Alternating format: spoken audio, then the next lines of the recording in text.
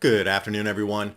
Ice storms are going to start taking down electrical generation from the windmills Midwest as the polar vortex intensifies. Rich man north of Richmond going to be stealing the power to heat the mansions. Inflation running wild, snowstorms across the planet. So let's take a look at it.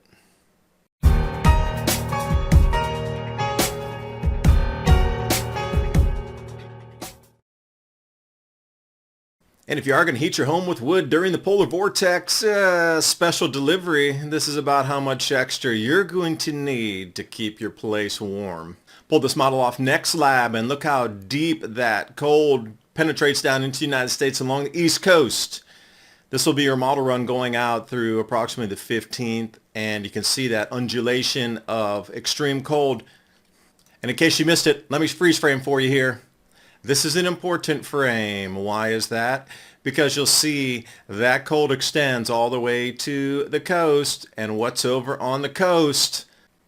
Let's zoom in. We watch the same pattern emerging. Cold, you're getting this undulation daytime, nighttime temperatures. Did you miss it already? Let's freeze frame for you again. And this is that first pulse. That's going to send extreme cold on the 8th and the 9th.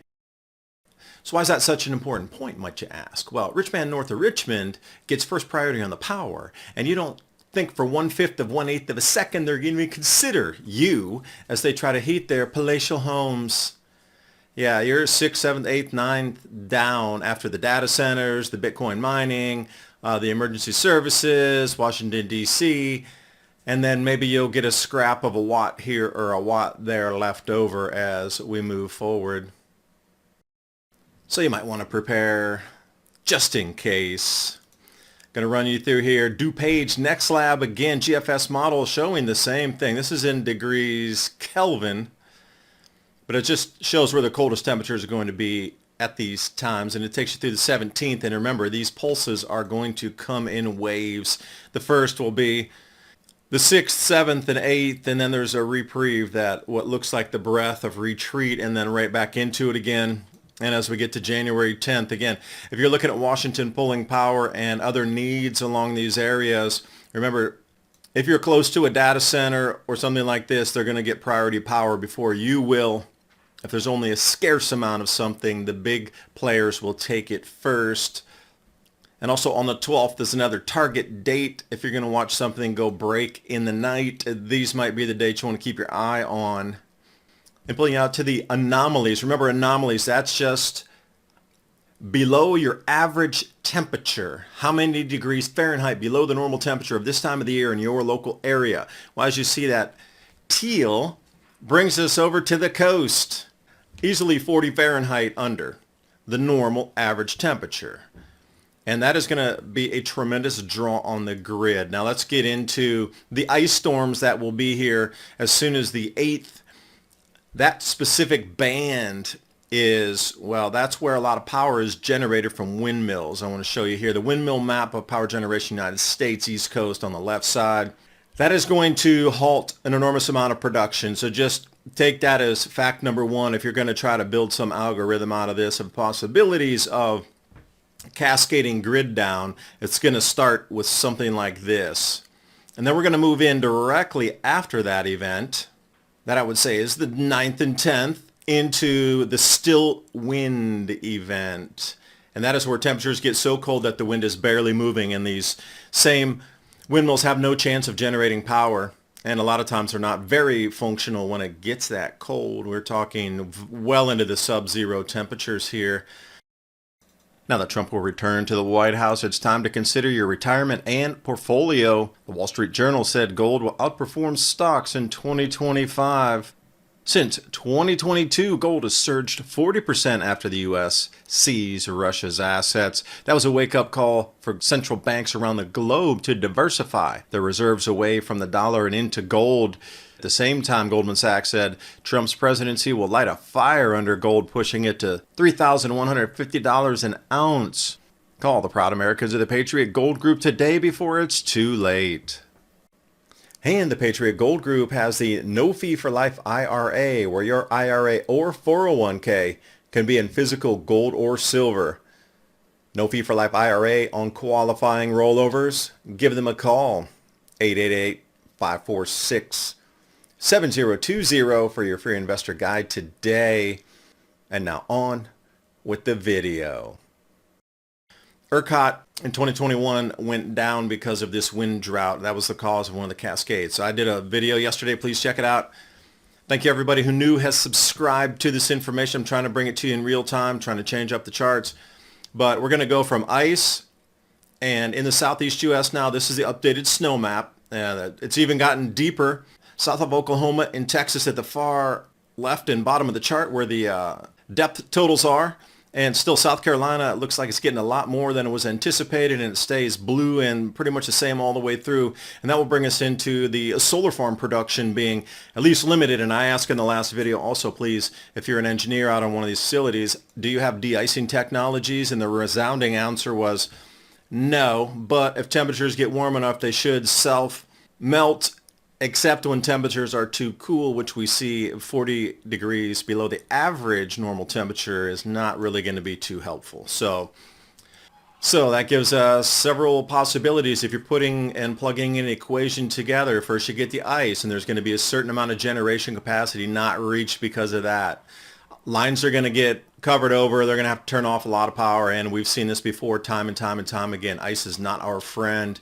Directly after that, if they can get those problems solved within, say, 12 hours, maybe 24, then we get the incredible sub-zero temperatures coming in that'll create what they call still wind or wind drought, and that'll knock capacity down there as well. So they're getting one after the other, and at the same time that snow is wrapping around and solar generation is going to get knocked out at the knees, at least in some portion, depending on what the temperatures are and where that snow lays. And, there's a lot of variables. Take those into consideration. It's no different than, warning that a hurricane's coming up coast and it's going to hit in this area. Well, now you got three possibilities for power production being knocked out in all-time record conditions for drawing in and heating homes. So, take it the way you want, but I'd err on the side of caution. Zoom in here of that temperature anomaly Fahrenheit below. And these places get cold in the winter, and you're telling me it's going to be something like 38 degrees under the normal average temperature here. And also I want to give credit where credit's due. Thank you for everybody out here on X that's feeding the charts to us. Ryan Maue, Big Joe Bastardi, Chris Marnes, Ben Knoll. So I'm pulling a lot of stuff, and then I'm just running through in those models over at NextLab also from College of DuPage. I left the links there. You can run your own models for your own local area, and you can go in and zoom in on your region. So please use that resource link below. And speaking of snow, let's look at beautiful crystals. Oh wait, that's honey under 25 times magnification, polarized light. I see some purples in there. Well, I see some purples here. Beautiful rainbow luminescence over the mountains. And if you think the cold is unusual in the United States, well, jumping over to Russia, Yakutsk. This place, Siberia, I get it, but they're near all-time coldest temperature ever at 56 degrees below zero Fahrenheit. But the snow's coming down in Greece, Athens, for your beautiful warm holiday that you thought you were escaping to. I'm not really sure, but if you're stuck on Mount Olympus because of the snow, perhaps you could visit with Zeus and Apollo and ask them what's happening with the magnetic field of our planet, and in turn, why the mechanisms on the sun seem to be out of balance. Jumping to Tunisia. Again, if you thought you were escaping to a warm destination for this winter holiday, the best you can do is a happy snowman with a smile on the face. But what's not smiley on the face is this wild inflation here in Canada. Notice the difference. What you could have gotten just a year ago, that was September 2023, on the right, complaining $90, this is all we can get, how are we supposed to live like this? And you move over to a year later, and it's 15 months later, and the economy is, that's $100 Canadian. They only got two things of grapes and some lotion. Yeah, hyperinflation around. And for those of you keeping score of commodities that were the best performers through the year, cocoa futures versus Bitcoin. The winner, cocoa futures. Maybe they have a cocoa coin that they're putting out, commodity of 2024. Purple line on the right, BTC. Stacking the sats, and then the blue is cocoa. best performers of the year. And just a distant early warning to next year, chocolate lovers, dry spell reported, threatens quality and yield of Côte d'Ivoire's upcoming cocoa harvest, meaning, higher prices than they are now. But I'm wondering if Bitcoin's going to run and surpass the cocoa. They're in a neck-and-neck race. And if you're like me, I like to look for the lowest inflation destination. Top 10 lowest inflation rates for 2024. Switzerland, Taiwan, Vanuatu, Seychelles, just barely down from 3%. But look way over to the right. Unbelievable. South Sudan. This made me just, what? I had to reread the chart here. Negative 11, which means they're buying 11% more with the same money. And Macau coming in at almost an even, not even 1%. So these could be some of your destinations. Hong Kong kicking it in there, but that's planned economy right along with China. I would just prepare, if I were you, for any emergency. Just the world we're living in today is so chaotic and just anything could go wrong. And we've already seen in the beginning of the year there's been some strangeness happening, not just in the United States, but across the planet. And now we have these absurd cold across Europe, across the United States, and Canada. So we get, North America and Europe experiencing something, in the multi-decade cold range. So join us tonight on Civilization Cycle Podcast every Thursday night, 10 p.m. to midnight, running live on Rumble, YouTube, and X. We're going to try to see around the corner and where the world's heading to next. And if you are thinking about storable foods, My Patriot Supply and Adapt 2034-week food kit. Every purchase you make helps keep me bringing you information just like this to keep our families ready and safe. But whether you buy or not from My Patriot Supply, you need to get a bunch of bulk stored goods so you don't even have to think when these emergencies come. I don't need to go to the store. I'm already ready. Thanks for watching. I hope you got something out of the video. See you next time. Bye for now.